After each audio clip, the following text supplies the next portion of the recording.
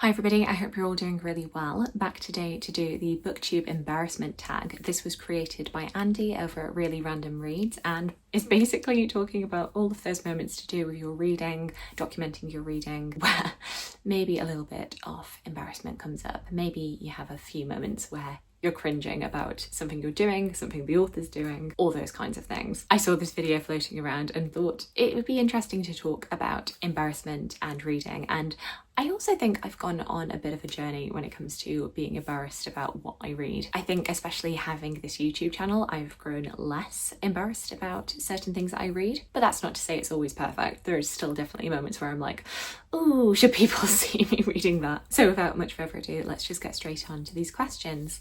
Question number one, a book that someone or something made you feel embarrassed about liking. And for me, it's less an individual book and more of a genre. I'm going to talk about this more in another question, but the genre of historical romance. In 2022, I started getting more into romance books, particularly through the Heaving Bosoms podcast, and I ended up reading more historical romance. And you know, those are the books that typically have the images on the front of the guy with a bare chest, woman in a typically not historically accurate gown, just fawning all over him. The very first of those books for me being When a Scot Ties the Knot by Tessa Dare. And though I had a little bit of a moment of embarrassment about reading books like this, it very quickly went away when I realised how great a lot of these books are. Not all of them, some of them can be absolute duds, but the ones that I was reading, I was really enjoying myself with, and I was wanting to recommend them to people. And I feel like on Booktube, I've not had any pushback to that. It's been more in my real life that people have been like, oh, Charlotte, why are you reading that? I remember one of my housemates, whenever I would get my historical romances through, would be like, oh, there's Charlotte reading her trash books again. I don't know, they weren't really meaning anything by it, but I always just felt a little bit like,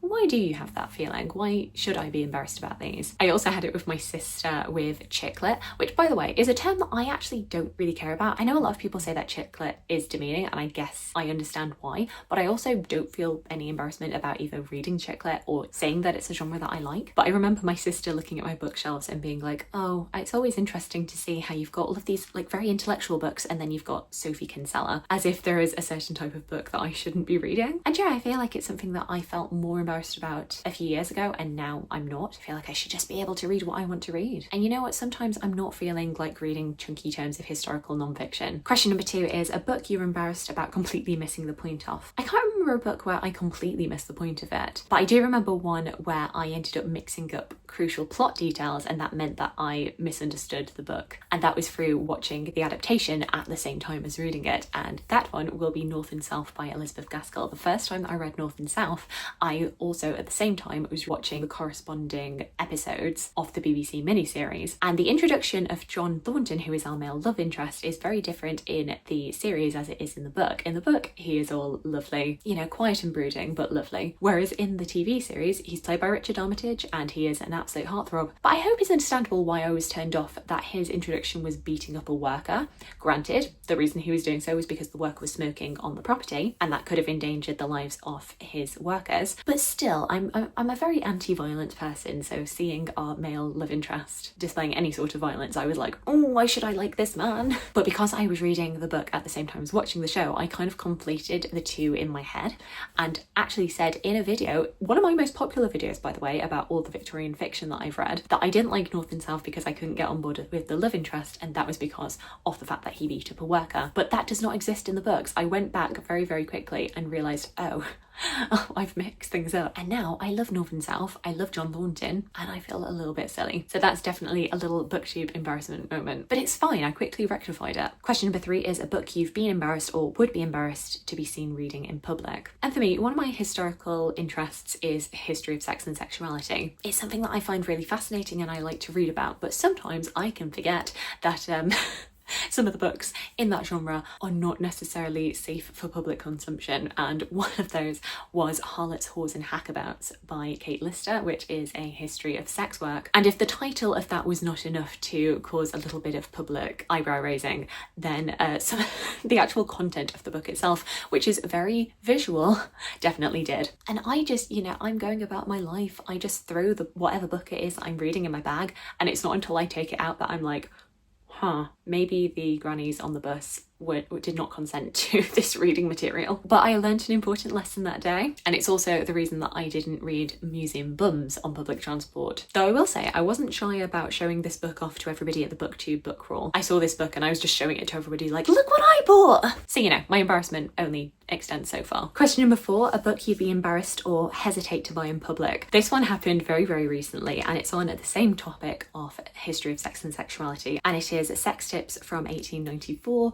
The Secret to a Happy Marriage as Told by the Victorians. I was recently in Blackwell's, and you'll probably have seen in Waterstones and Blackwell's there's been a lot of half price offers on because of it being post-Christmas, and this is a book that I've wanted to pick up for my Super Sexy History Books video for a while, but it's always been the fact that I would be taking this book and this book alone to the till and being like, thank you. But when I saw that there was a half price sticker slapped on this, which would have made it £3.95, I just thought, Charlotte, you just got to suck it up. It doesn't matter what the person on the till thinks of you. Just get the book, because you'll be more annoyed for not getting it at such a good price. So yeah, I'm not immune to being a little bit embarrassed about my sex history books. Question number 5, a book you've been embarrassed not to like.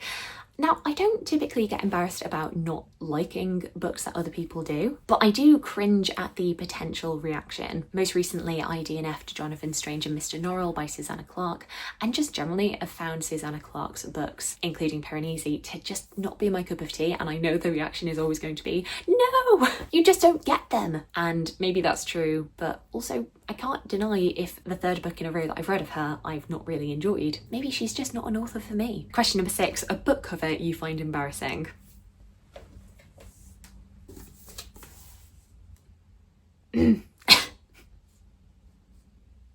Yeah. Question number 7, a book or books you feel embarrassed not to have read. Interestingly enough, you know, there are a lot of classics that I haven't read, but at this point in my life, I don't feel embarrassed about them. I think a few years ago, I would have been embarrassed. And now I'm just kind of like, yeah, I've not read them, but that just means that they're there for me to pick up at some other day. I'm only ever embarrassed to have very publicly said on YouTube that I'm going to read something and then have to admit that I actually haven't read it. There's a reason that I don't talk about the Penguin Monarchs books anymore, is because I do feel embarrassed about how long it's been since I've read one of those. I have Hera by Jennifer Saint on my TBR, and it's been on many a seasonal TBR, and I've just not read it yet. If I have a book that I bought in hardback and I was like, yes, I'm going to read this straight away, and then it gets into paperback and I've still not read it, then I feel embarrassed. But I don't feel embarrassed for not having read particular titles, just saying that I'm going to do it and then not, because I do like to follow through on what I say as much as possible. Question number 8, an author or genre you're embarrassed to like or have been embarrassed to like. So as I say, I've gone on a bit of a journey with romance books, where prior to 2022, when I discovered the Heaving Bosoms podcast, I just didn't really incorporate romance as part of my reading diet, even though I know that I like romance, and yet I would only ever, like once a year, let myself read a book like that as a treat. And I don't know why, because like I love rom-coms, like rom-coms are a massive part of my movie diet, so why would I feel embarrassed about reading romance books? But I think there is just a bit of snobbery in the book community around romance, particularly around books that are quite explicit when it comes to sex scenes, and for myself, I don't really get it. And I feel like I noticed how far I have come with not being embarrassed with these books this past week, because I discovered that one of my friends in Musical Theatre Society is a big fan of Tessa Dare, just like I am, and we were talking in the pub about When a Scot Ties the Knot. We'd recently been recommending it to another friend, and I was basically being what I always am with When a Scot Ties the Knot, basically trying to convert everyone to Tessa Dare and being like, have you heard about this book? And my friend, who also liked Tessa Dare, was like, Charlotte, these are the books that I'm like pretty embarrassed to tell people that I read. These are kind of like my secret books, but you're just there like shouting about them from the rooftops. And I'm like, yeah, why wouldn't I be? Whereas I feel like 2 or 3 years ago, I'd have been more like, oh, don't let anybody know about the shirtless man with a kilt on the cover. Now I'm just there like, look at this, because they're great. So why would I not shout about them from the rooftops? Question number 9, show us or tell us about an embarrassing bookish object. And I was struggling to think with these ones. And then I remembered that there is an item on my bookshelves, particularly at home, that I feel like people try and make me feel embarrassed about having, and it's Funko Pops. I only actually have one of them with me in in Oxford and it's this little Glinda one. But I do have a few of these. I'm quite sparing with them because I just know I have to save them for favourite characters, otherwise my entire bookshelf would be overrun by them. It's the same reason that with Disney merchandise I only allow myself Genie and Grumpy, because otherwise my entire bed would be covered in Disney toys. But anytime I show my bookshelves and show that I have Funko Pops, there's always at least 1 or 2 comments of people being like, ugh, those are so ugly. And I feel like there's a real anti-Funko Pop crowd who are just like, oh, so embarrassing that you would have those. And I don't really get it. I think they're cute. I like that it is like a quick nod to, oh yeah, I'm part of this fandom, this is a thing that I like. You know, I have characters that I really latch onto, and why would I not want to represent them on my bookshelf? Like I say, I'm not personally embarrassed about them, but I feel like other people want me to be embarrassed about them. And yeah, not there for me, not there. And then finally, question number 10, what words, sounds or phrases do you feel embarrassed about overusing on Booktube or in real life? I mean, I repeat words all the time in my videos. I feel like in any given video, there will be a word or a phrase that I just kind of latch onto and use as a crutch throughout the video, to the extent that I have often been tempted to rename my YouTube descriptions to being in which I say this word a lot. I remember in one video where I said that a book was short but packs a punch like 6 times. And yeah, there'll be little phrases every time that I film a video where I'm like, oh, that works. And then I just end up repeating it over and over again. And I don't realise it until the edit. I'm like, Charlotte, do you know any other words? And I promise that I do. It's just, you know, I find talking quite difficult. And so sometimes you just need the safety of a phrase that you know works. But so far, nobody's really called me out on that. So how can I be embarrassed? So there we go, those are all of my answers to the Booktube Embarrassment tag from your local Booktube Embarrassment. Thank you to Andy for the questions in this tag. Do let me know if you've got any books, genres, or even phrases that you say that you are a little bit embarrassed about. I would love to hear from you.